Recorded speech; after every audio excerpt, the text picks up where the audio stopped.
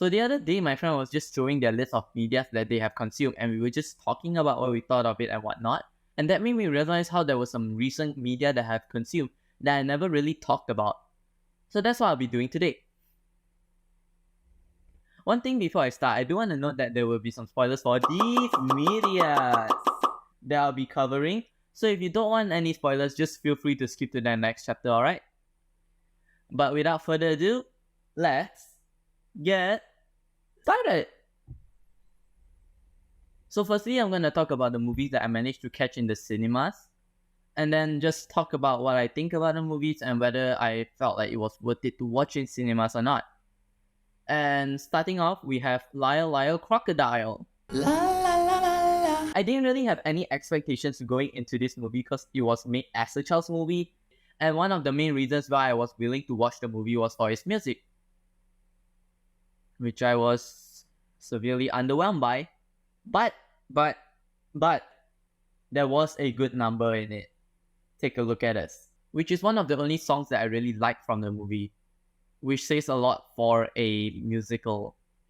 Yikes. But anyways, another reason why I wanted to watch the movie was because I saw that Javier Bardem was involved in it, and the last time I saw him was in No Country for Old Men.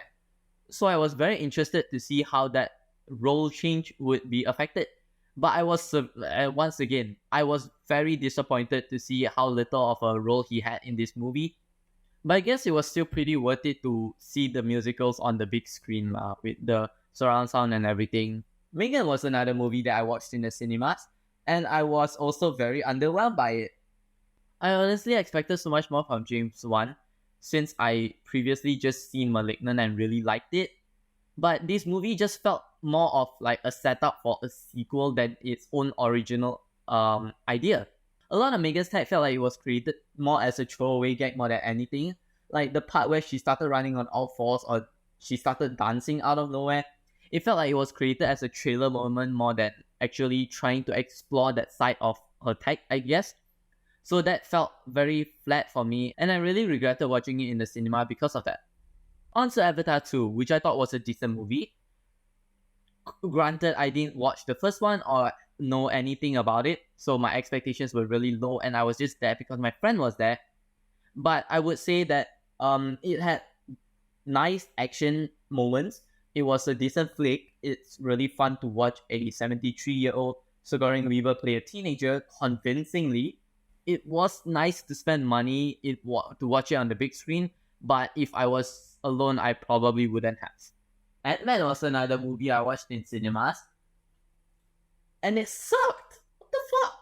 And the only reason why I chose to watch Ant-Man in the cinema was because Scream 6 was pulled out from Malaysian cinemas. It's such a shame that the movie was all over the place. The CGI was really bad. The characters had like those children's movie kind of plot where they just forget and move on, forgive and forget immediately kind of thing. But I watched the movie in 4D, and I have to admit, it was so much more fun than watching it 2D. But not because of the dynamic motions or anything, but because of this exact scene where Kang is beating the shit out of Scott. That the chair that I was sitting in was constantly rocking back and forth, and it made me laugh so hard that I didn't even focus on the movie after that. Wow, it's everybody's favorite plumber, Mario. Let's talk about the Mario movie. Wahoo! This movie was essentially a fan service movie for not even the worst reasons. Because even if you're a casual viewer or a die-hard viewer, you'll still be able to find the Easter eggs and enjoy and appreciate the movie. The art style was on point, and considering this is an Illumination animated movie, all the Mario characters were insanely detailed. And who cares if the citizens of Brooklyn look fucking ugly? They're not important. Now on to the movies I watched online, starting with The Menu. I really liked this movie, and I was so bummed out that I couldn't catch this in cinemas when it first came out, because it was such a good watch. Which, to be honest, if it was in the Malaysian cinemas, a lot of the deaths would have been censored or at least altered in a way that it's approved. So I'm kind of glad that I didn't actually go to the Malaysian cinemas to see it, and I was able to watch it on the streaming platforms basically. because the deaths were very impactful and it definitely serves such a heavy purpose on a lot of the moments. And also all the food looked great, and I wanted to consume every single one of the food in the movie, like even the bread, I guess, But yeah, it was a really fun watch. I really enjoyed it. The acting performances from all three leads were incredible. Next up, we have Terrifier and Terrifier 2, which I'll keep it short because if I talk a lot about detail, I'm pretty sure YouTube will take down my video. So I first heard about this when Terrifier 2 was being called one of the most grossest movies in in recent years, because a lot of people were talking about how disgusting the bedroom scene was, and I really wanted to check it out. Because the last time that TikTok said something was disgusting and difficult to watch was Megan is Missing. And that movie fucking sucks. So I wanted to see if TikTok was just being in their ass again.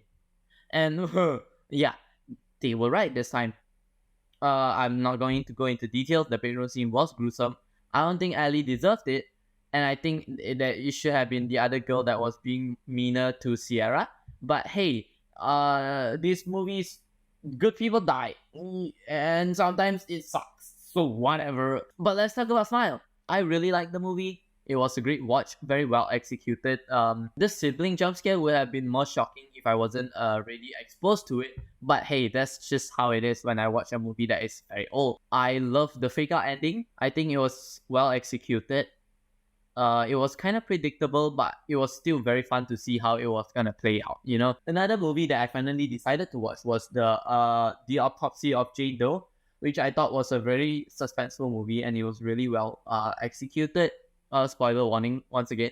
But the second half of the movie reveals that the body that the people were operating on weren't actually dead, because their brain was still active or something. And that begs the question whether it would still count as necrophilia at that point if she's not dead.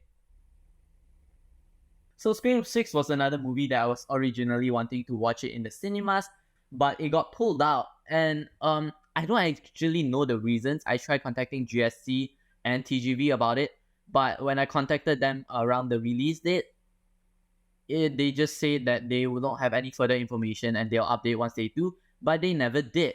So that sucks. And I waited patiently until digital came out so I can finally watch it.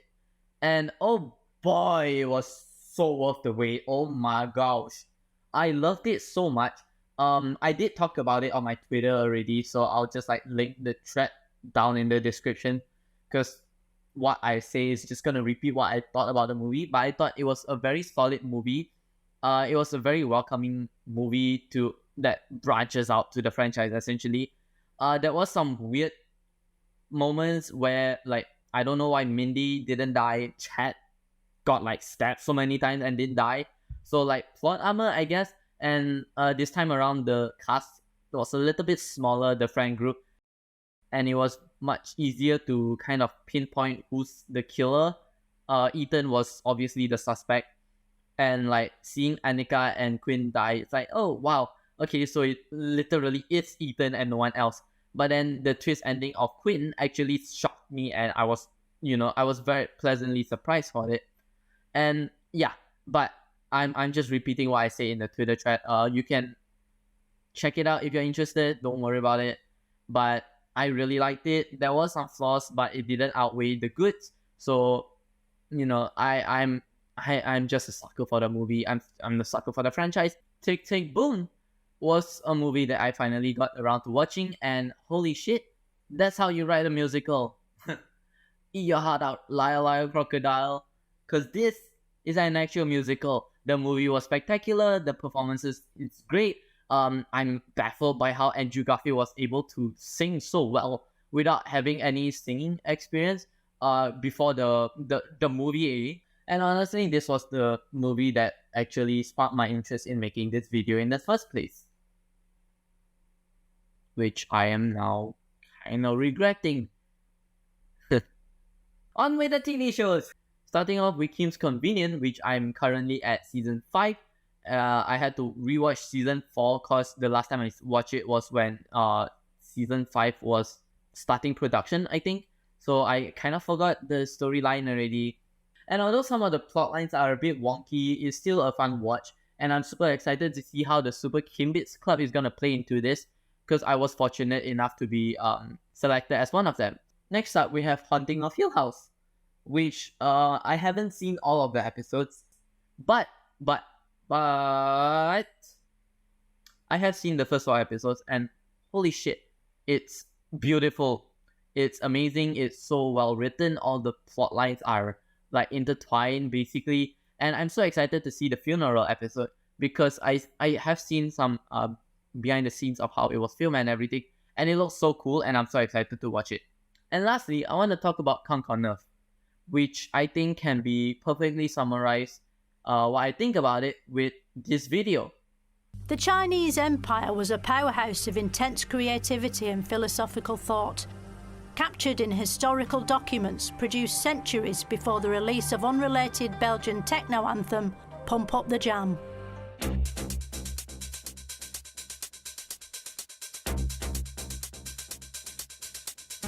So yeah, those are just some of the media that I recently consumed, and I hope that you find entertainment in this video somehow.